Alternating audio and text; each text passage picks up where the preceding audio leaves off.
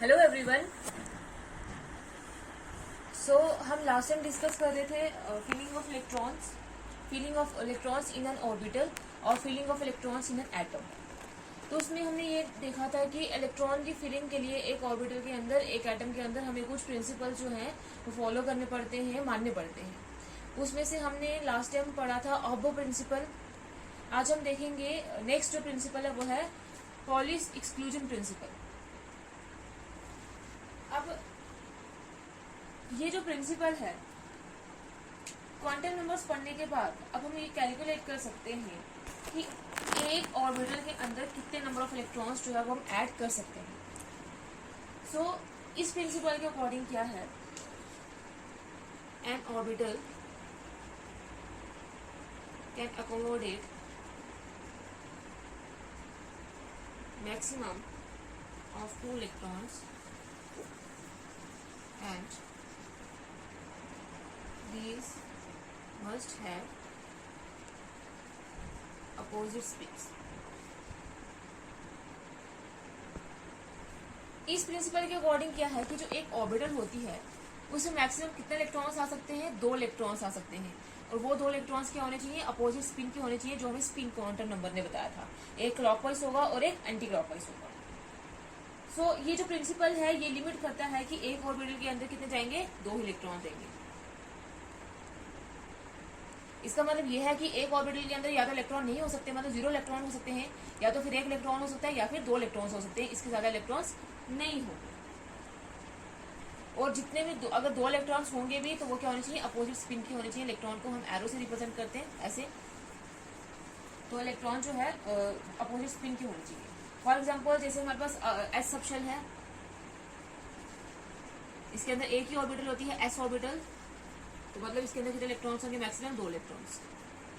और पी सब शेल है, उसके अंदर कितने पी ऑर्बिटल्स होते हैं, 3 पी ऑर्बिटल्स होते हैं, पी एक्स, पी वाई और पी जेड। तो मतलब एक ऑर्बिटल के अंदर कितने इलेक्ट्रॉन्स आते हैं, 2, तो 3 ऑर्बिटल्स के अंदर कितने आएंगे, 6 इलेक्ट्रॉन्स। नेक्स्ट है D subshell. D subshell के अंदर कितने ऑर्बिटल्स आते हैं, 5, D X Y, D Y Z, D Z X, D X square minus Y square and D Z square. तो 5 ऑर्बिटल हैं, तो इलेक्ट्रॉन्स कितने आएंगे, 10। एक ऑर्बिटल के अंदर 2 इलेक्ट्रॉन्स आते हैं। फिर जैसे अप सब शेल है, इसके अंदर कितने ऑर्बिटल्स आते हैं, 7 ऑर्बिटल्स। 7 ऑर्बिटल्स के अंदर कितने इलेक्ट्रॉन्स आएंगे, 14 इलेक्ट्रॉन्स। और ये जो maximum total number of electron एक सब शेल के अंदर आएंगे वो प्रिंसिपल क्वांटम नंबर के ऊपर डिपेंड नहीं करता। हम अब कैलकुलेट करते हैं कि एक सेल के अंदर कितनी ऑर्बिटल्स होंगी और उनके अंदर कितने कितने इलेक्ट्रॉन्स होंगे।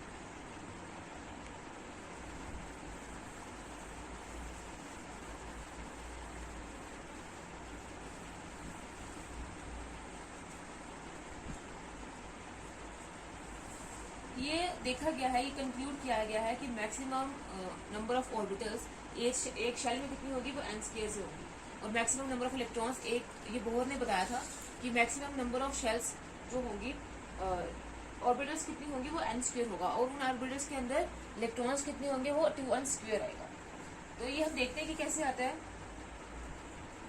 जैसे हमने बोहर का एटॉमिक मॉडल पढ़ा था, तो उसमें सेंटर में न्यूक्लियस था, फिर k शेल थी, फिर l, फिर m, फिर n शेल थी। तो अब हम देखते हैं कि उसी के अकॉर्डिंग उसको उसके साथ रिलेट करते हैं कि कैसे आएगा। पहले जो शेल होगी वो क्या होगी, के शेल।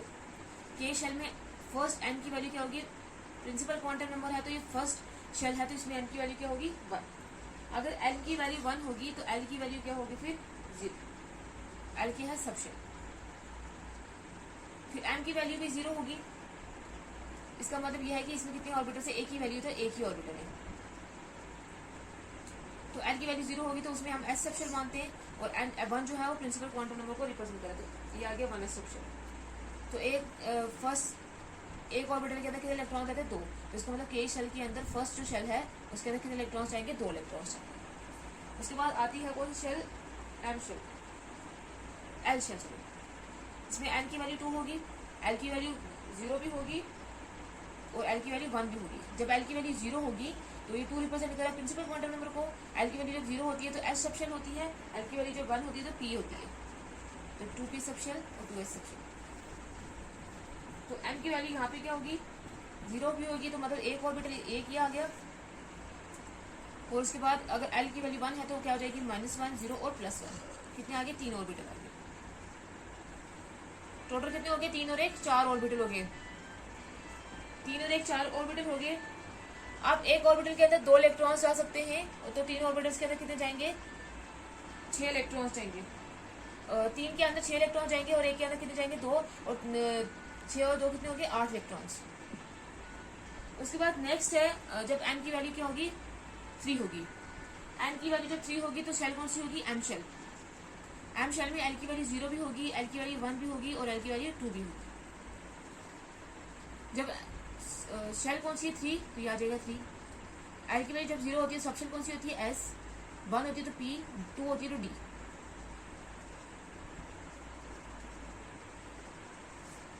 तो एम की वैल्यू क्या होगी 0, फिर एम की वैल्यू क्या होगी यहाँ पे 1, तो क्या होगी -1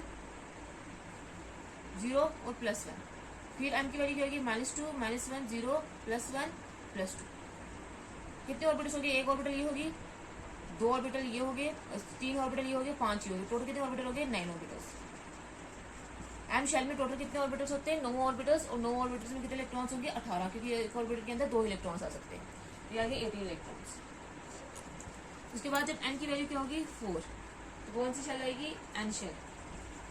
उसमें एल की वैल्यू 0 होगी, एल की वैल्यू 1 होगी, एल की वैल्यू 2 होगी और एल की वैल्यू 3 होगी। सो ये आ गया प्रिंसिपल क्वांटम नंबर। एल की वैल्यू जब 0 होती है तो एस सब शेल, 1 होती है तो पी सब शेल, 2 होती है तो डी सब शेल और 3 होती है तो एफ सब शेल। सो एम की वैल्यू कितनी होगी 0, एम की वैल्यू -1 0 +1, फिर एम की वैल्यू क्या होगी -2 -1 0 +1 +2, फिर एम की वैल्यू क्या होगी -3 -2 -1 0 +1 +2 +3। कितने ऑर्बिटल्स हो गए, एक ही ऑर्बिटल, 3 ये 5 ये और 7 ये, टोटल कितने हो गए 12 और 15, टोटल कितने हो गए 16 ऑर्बिटल्स। 16 ऑर्बिटल के अंदर कितने इलेक्ट्रॉन जाएंगे 32 इलेक्ट्रॉन जाएंगे। तो इसका मतलब ये है कि हमने ये कंक्लूड किया कि जो बोहर ने बोला था कि नंबर ऑफ ऑर्बिटल्स जो है उसने ऑर्बिटल्स का कंसेप्ट तो दिया नहीं था, लेकिन हम खुद मानते हैं कि जो नंबर ऑफ ऑर्बिटल्स होंगे वो n स्क्वायर के बराबर होंगे। और उसने ये तो बताया था 2n स्क्वायर का फॉर्मूला, तो उसने बताया था जब हमने बोर एटॉमिक पढ़ा था कि एक ऑर्बिटल के अंदर मैक्सिमम कितने इलेक्ट्रॉन्स आ सकते हैं 2n स्क्वायर। तो शेल का अगर हम सिंबल देखें, shell symbol, shell number of orbitals n square से जाएगा और number of electrons 2n square से जाएगा। तो शेल कौन कौन सी होंगी सिंबल, ये होगी L M and N। Shell number ये 1, ये 2 है, ये 3 है, ये 4। नंबर ऑफ ऑर्बिटल्स कितने होंगे 1 का स्क्वायर करेंगे, n का स्क्वायर करेंगे तो यहाँ पे 1 है तो 1 आएगा, यहाँ पे n2 है तो 2 का स्क्वायर करेंगे 4, यहाँ पे 3 है तो n का स्क्वायर करेंगे कितना आ जाएगा 9, यहाँ पे 4 है तो 4 का स्क्वायर करेंगे 16। ये पूरी ऑर्बिटल्स आ गई। अब हम ये फॉर्मूला यूज करके भी कैलकुलेट कर सकते हैं 9। अब पूरे ऑर्बिटल्स कितनी होगी, एक ऑर्बिटल है तो 2 इलेक्ट्रॉन्स जाएंगे, 4 ऑर्बिटल्स है तो 8 इलेक्ट्रॉन्स जाएंगे, 9 ऑर्बिटल्स है तो 18 और 6 ऑर्बिटल्स है तो 32 इलेक्ट्रॉन्स। तो ये हमें पता चलता है कि एक ऑर्बिटल के अंदर कितने इलेक्ट्रॉन्स, एक शेल के अंदर कितनी ऑर्बिटल्स हैं और उनके अंदर कितने इलेक्ट्रॉन्स जा सकते हैं। ये है पॉली सब्सक्रिप्शन प्रिंसिपल।